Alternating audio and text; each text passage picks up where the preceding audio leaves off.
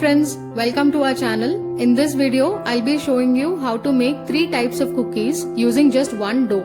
You'll be learning to make striped cookies, marble cookies, and then the checkerboard cookies. As always, I've mentioned the list of ingredients in the description box for your reference.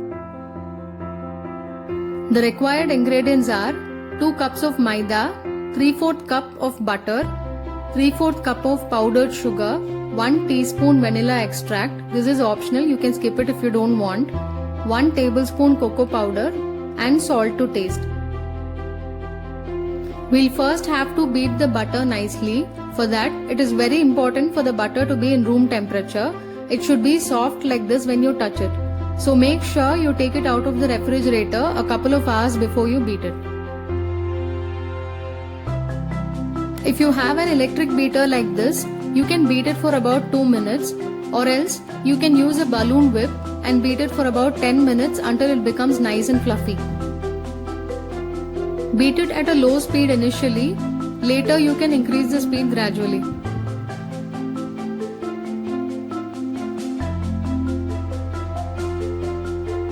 You should beat the butter until it looks like this. Once it's done, you can add the salt, vanilla extract and the powdered sugar to the butter and beat it once again.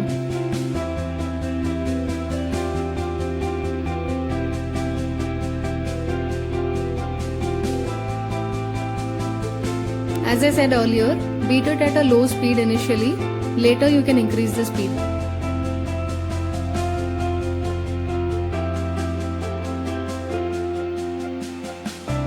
Once it is incorporated, you can add the maida to it. If you don't prefer maida, you can use wheat flour instead. Now beat it slowly until everything is well combined.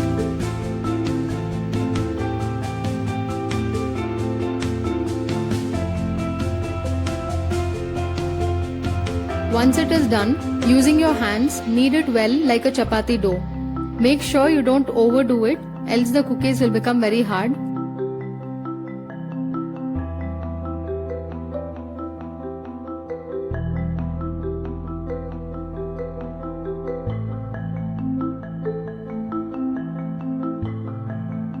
Our dough is ready. Now let's cut it into 2 halves and keep aside one of it and then add cocoa powder to the other.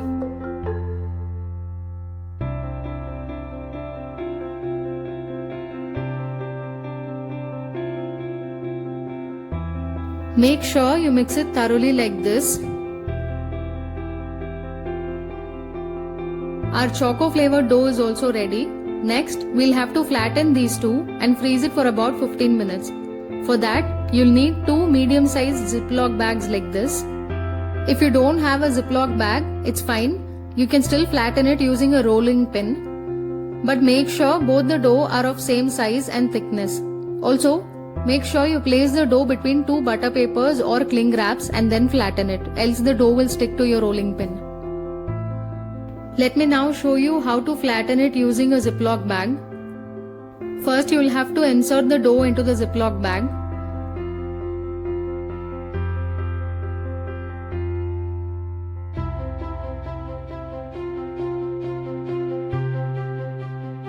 Once you put it inside the bag, seal it nicely, leaving some space at the end for the air to escape from inside the cover when you flatten the dough.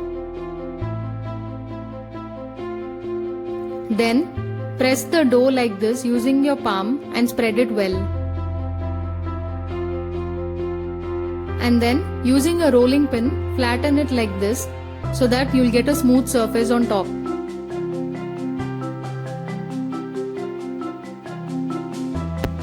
We have flattened the dough now. As you can see, the sides are nice and thick. It has to be thick like this or else you won't be able to make the striped and checkerboard cookies properly. Now let's flatten the choco dough as well. Once it is done, you can place it on a plate and freeze it for about 15 minutes. It has been about 15 minutes now and I have taken it out of the freezer. As you can see, it has become nice and hard. Let me show you how to cut this open. Once you open the Ziploc bag, using a paper cutter like this, you can slit the sides of the bag. Make sure you use a nice and clean paper cutter.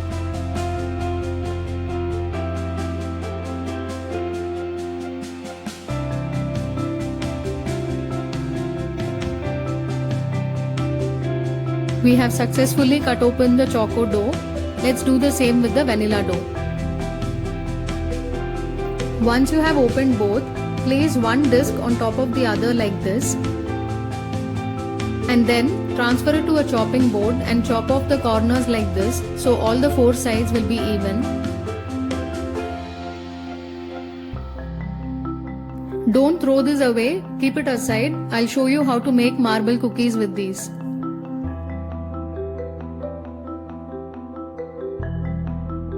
Once you're done, cut the bar into two equal halves.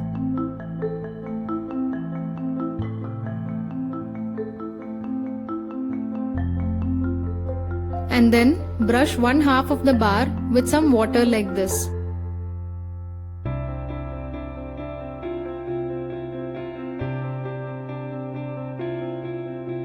Now place the other half on top of this, making sure the cocoa and the vanilla layers are alternating. And then wrap it and freeze it for another 10 minutes. It has been 10 minutes and I have taken it out of the freezer. So this is our first type of cookies, that is the striped cookies. As you can see, the choco and vanilla layers are alternating and it looks very beautiful. So now you can cut this into small pieces and bake it. After you bake it, this is how it will look. Since this type of cookie cutting is very simple, I'm not going to show it in the video. Next, let's see how to make the checkerboard cookies. For that, you'll have to cut the bar into 8 equal strips and each strip should be about half an inch thick.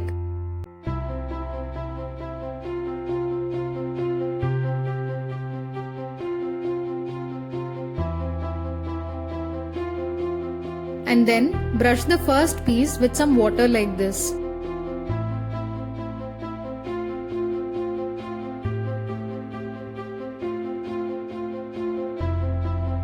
Now place another piece on top of it. You'll have to be very careful here. If the first piece has choco as its first layer, then the second piece must have vanilla as its first layer. The layers should be alternating. Only then the cookies will look like a checkerboard. And repeat this step. You'll have to make 2 blocks like this and each block should have 4 pieces in it.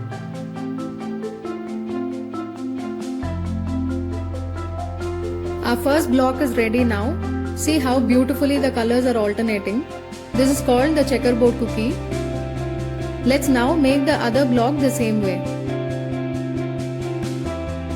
Once you have both the blocks done, wrap it and freeze it for another 15 minutes. In the meanwhile, I'll show you guys how to make these amazing marble cookies. For that, take these pieces which we had cut out earlier and make it into a big ball like this. Don't press it too hard and mix it. Both the colors should be seen. Now, take a small portion of the dough and make it into a cookie as shown here. Alternatively, you can also flatten the dough like a chapati and cut it out using a cookie cutter. It is completely your choice.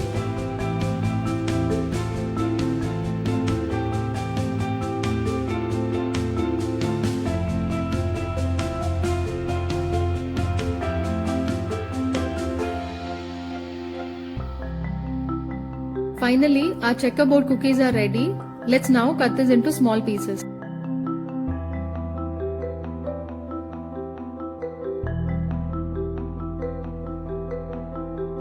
The first piece of cookie will always be a little uneven, but that's fine. The rest of the pieces will be fine.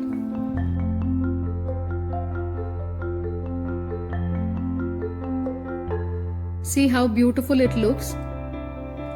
Let's now cut the rest of the bar the same way. We have all our cookies cut and ready to be baked. Let's see how to bake it.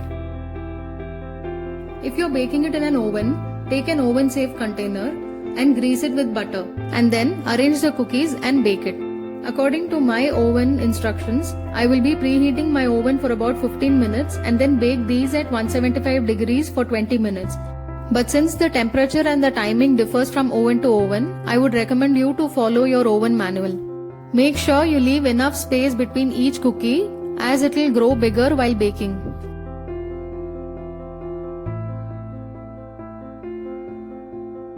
Alternatively, you can bake using a cooker. For that, you'll have to add some salt to the cooker bottom and place a small cup or a stand on it. Now, close the cooker and preheat it for about 15 minutes. You don't have to use the gasket or the whistle. Once the cooker is preheated, keep the cookies plate on it and close it and bake it for 20 minutes without the gasket or the whistle. Make sure you grease the cookies plate with some butter before placing the cookies on it.